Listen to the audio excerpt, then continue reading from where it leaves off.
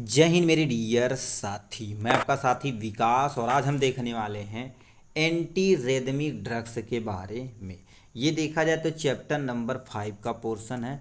ये इसमें क्या क्या पढ़ना पड़ेगा। Drugs acting on cardiovascular system, मतलब ऐसी दवाइयाँ जो हमारे हार्ट पे वर्क करती उसको पूरा डिटेल में देखना पड़ेगा। अकॉर्डिंग टू पीसीआई हमको क्या क्या देखना पड़ेगा यहाँ आपको बता देना चाहते थे। देखिए, ये हिंदी तथा इंग्लिश मिक्स बैच है। यदि आप केवल इंग्लिश देखना चाहते हैं तो आप चैनल के डिस्क्रिप्शन में जाके उसको अच्छे से देख सकते हैं।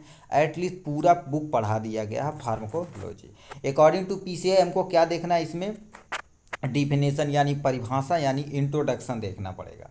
उसके बाद क्लासिफिकेशन के साथ साथ अच्छे से आपको एग्जाम्पल देखना पड़ेगा। फार्माकोलॉजिकल एक्शन मतलब किस कैटेगरी की दवा कैसे हमारे शरीर पे वर्क करती है उसको देखना पड़ेगा।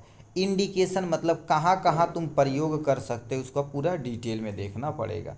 और कॉन्ट्रा इंडिकेशन मतलब कहाँ कहाँ प्रयोग नहीं कर सकते हो, यानी निषेध होता है, उन उन जगहों पे नहीं प्रयोग कर सकते हो। उसके बाद लास्ट में आपको सामने डोजिंग देखना पड़ेगा।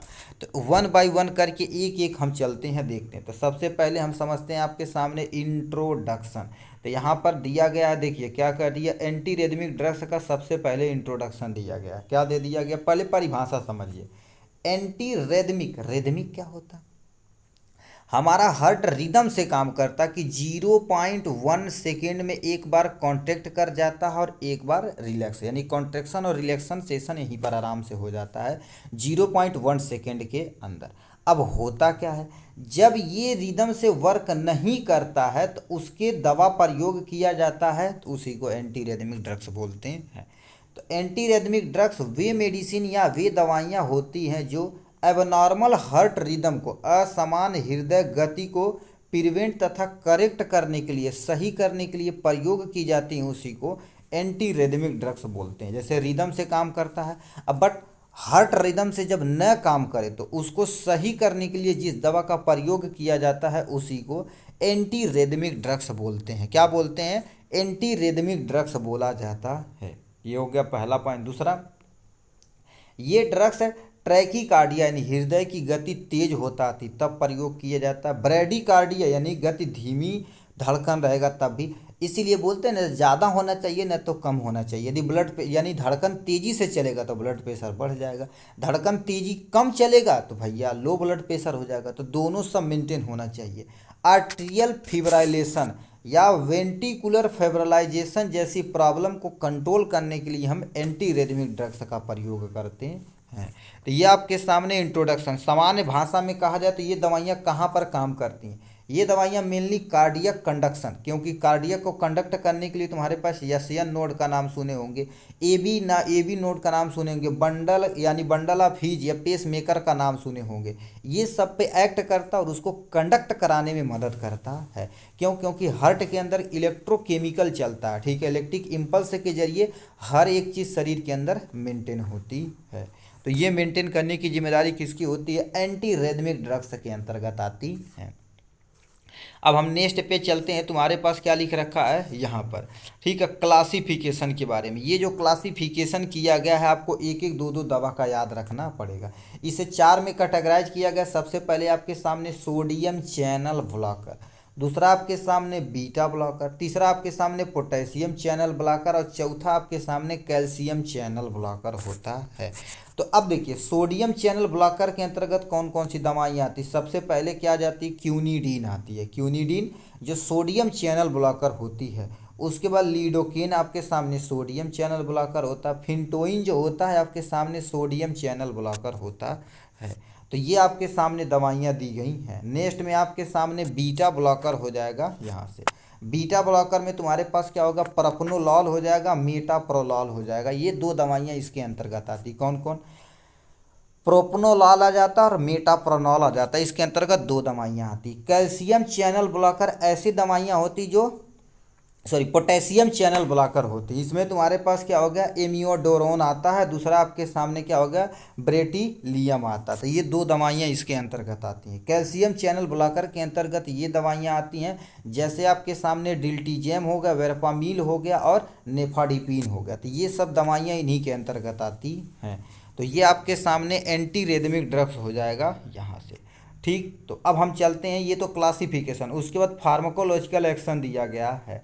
फार्माकोलॉजिकल एक्शन मतलब ये दवाइयाँ कैसे वर्क करती हमारे शरीर के अंदर। तो बोले थे सोडियम चैनल ब्लॉकर क्या होता है, यहाँ से दिया गया सोडियम चैनल ब्लॉकर। देखिए पहले हम सोडियम चैनल ब्लॉकर की परिभाषा समझते हैं। देखिए सोडियम चैनल ब्लॉकर ब्लॉक, ठीक है, ब्लॉकर वे ड्रग्स होती हैं, यानी ये वे दवाइयाँ होती हैं जो सेल मेम्ब्रेन में मौजूद सोडियम चैनल को, ठीक है, इंट्री को इनहिबिट कर देती। कहने का मतलब ये आपके सामने सेल हो गया। सेल के अंदर से क्या होती है, जो सेल मेम्ब्रेन होती है वही सिलेक्टिव परमिएबल होती है कि किसको आना देना है, किसको जाने देना है। तो उसी के ऊपर जो सोडियम होती है उसी को इंट्री को ये ब्लॉक कर देती है। सोडियम इंट्री को ब्लॉक कर देगी, काम खत्म हो जाएगा। ये खासकर कार्डियक मसल यानी हृदय की मांसपेशियां और नर्व सेल यानी तंत्रिका कोशिका पर काम करती हैं। जो भी बोले थे हार्डियक मसल, जो हार्ट मसल होता है, ठीक है, कार्डियक मसल होता है जिसे हार्ट मसल बोलते हैं, उस पे ये काम करती है और नर्वस सेल पे, ये दोनों पे काम करती है सोडियम चैनल ब्लॉकर। अब ये तो कैसे काम करती उनकी गतिविधियां यहाँ समझते हैं। फार्माकोलॉजिकल एक्शन में सबसे पहले करती क्या, ब्लॉक द वोल्टेज गेटेड यानी gated sodium channel in cardiac cell. मतलब तुम्हारे पास क्या कर देती हैं, सबसे पहले जो हमारे हार्ट में यानी हार्ट यानी कार्डियक सेल होता है उसमें ये वोल्टेज ब्लॉकेज को क्या कर देती है, थोड़ा सा चैनल पे वर्क करती हैं, उसको ब्लॉक कर देती हैं। क्यों, क्योंकि इन्हीं ब्लॉक से ही क्या करता है तब बाबू, इलेक्ट्रिक इम्पल्स वोल्टेज के फॉर्म में निकलता है, जो S N node plus A V node दोनों मिलकर निकालता है, उसको ये कम ब्लॉक कर देंगी। हार्ट में इलेक्ट्रिक इम्पल्स की कंडक्शन को कम कर देगी, जिससे रिदम अपने आप सही हो जाएगा।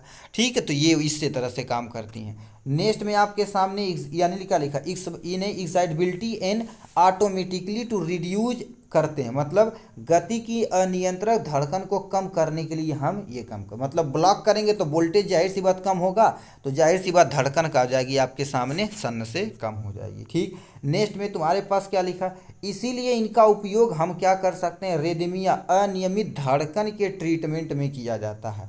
अरेदमिया तुम्हारे पास क्या होती, अनियमित धड़कन को सही करने के लिए हम प्रयोग करते हैं। ठीक, तो ये आपके सामने इतनी दवाइयाँ दी गई हैं। इंडिकेशन आते हैं कहाँ कहाँ उपयोग कर सकते हैं। पहले आपके सामने आर्टेरियल अरिदमिया होती है, क्यूनिडीन का उपयोग किया जाता है। ठीक है, क्यूनिडीन का उपयोग किया जाता है। नेक्स्ट में आपके सामने एसवीटी जिसे हम सुप्रावेंटिकुलर ट्राइकिया में हम यूज कर सकते हैं, ये हो गया। नेक्स्ट में आपके सामने पोस्ट मायोकार्डियल इन्फेक्शन में हम क्या करते हैं, लीडोकैन का उपयोग किया जाता है। तो ये आपके सामने दिया गया है। अब कॉन्ट्राइंडिकेशन कहाँ कहाँ प्रयोग नहीं कर सकते, देखिए कब नहीं देना चाहिए। तो यहाँ पर क्या होगा, कुछ दवाएं दी गई हैं इस कंडीशन में नहीं देना चाहिए। सीवियर, ठीक है, हार्ट ब्लॉकर बताओ, ऑलरेडी हार्ट ब्लॉकर है, तुम वोल्टेज बढ़ाओगे और धड़ धड़ धड़ धड़ करेगा, कहीं हार्ट अटैक आ जाएगा, दिक्कत हो जाएगी। सीवियर हार्ट फेलियर में आप नहीं देख सकते हैं। हाइपोटेंशन में ऑलरेडी ब्लड प्रेशर कम है, तो देवा और कम हो जाए, दिक्कत हो जाए। ठीक है, ड्रग्स हाइपर सेंसिटिव आपका हिस्ट्री, मतलब कोई बंदा इस दवा के प्रति ज़्यादा हाइपर यानी हाइपर सेंसिटिव या एलर्जिक है, तो उस कंडीशन में भी आप प्रयोग नहीं कर सकते हैं।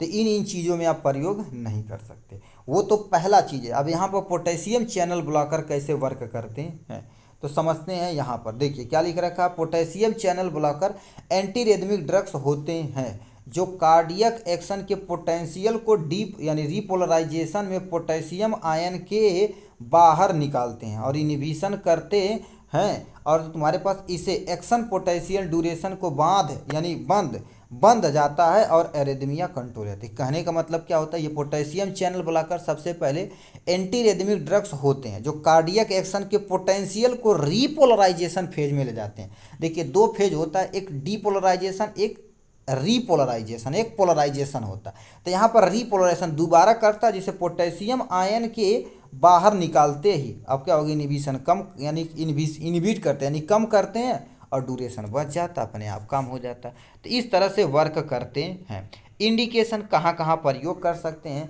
आर्टेरियल फिब्रिलेशन तथा आर्टेरियल फ्लैटेशन में आप प्रयोग कर सकते हैं। नेक्स्ट में सुप्रावेंटिकुलर ट्रैक यानी ट्रैकीकार्डिया में प्रयोग कर सकते हैं। रिकरेंट अरिथमिया के सही करने के लिए, प्रिवेंट करने के लिए आप प्रयोग कर सकते हैं। तो इन कंडीशन में प्रयोग कर सकते हैं। कॉन्ट्राइंडिकेशन कहाँ प्रयोग नहीं कर सकते हैं, पहला दे रखा आपके यानी सीवियर ब्रैडीकार्डिया, मतलब किसी को हार्ट ब्लॉक हो गया है तो उस कंडीशन में आप प्रयोग नहीं कर सकते। सीवियर हार्ट फेलियर, मतलब ऑलरेडी हार्ट फेलियर में नहीं प्रयोग कर सकते हैं। इलेक्ट्रोलाइट इम्बैलेंस रहता है, जैसे पोटेशियम तथा मैग्नीशियम इम्बैलेंस रहेगा तब भी नहीं कर सकते हैं।